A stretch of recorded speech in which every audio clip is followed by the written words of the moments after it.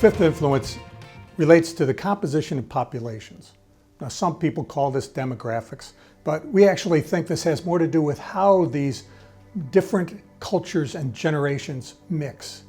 That will be the question for how chambers succeed in the future. So the demographic reality is what it is. In 10 years, millennials will make up the majority of the workforce. And soon after 2025, we'll have a minority-majority country. Many communities, especially the growth communities, are already there. So this is our reality. It's not maybe, it's going to happen. So what is our chambers going to do about this? How can we see it as a great step forward for the opportunity to broaden our reach? You know, unfortunately, chambers' image has sometimes been, what? Old white guys in suits. But we're going to have to change that.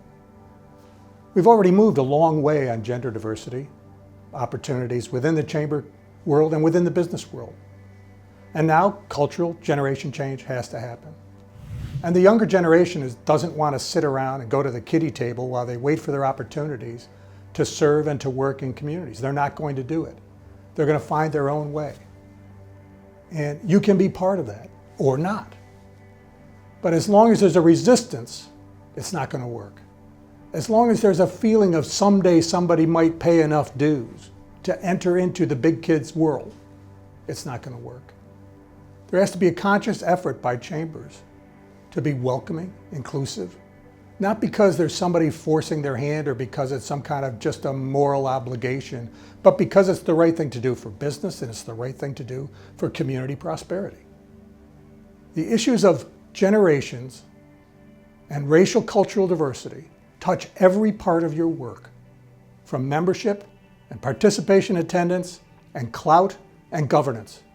And you have to be ready and moving in those directions. It's not optional.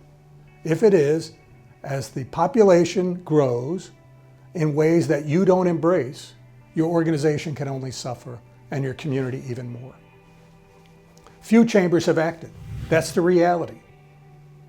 Almost every chamber has it in its bylaws or has a mission statement or has something that recognizes the need to be diverse and welcoming. But how many have acted? Not too many. So there's things that people can do that are beyond little token statements that are real. And you're going to have to look and study those and figure out how you can play. The millennials are the first global generation. They care about these things. They care about the image of their community, not in terms just of whether or not the flower pots are fresh, but on whether or not the doors are open. And so do investors.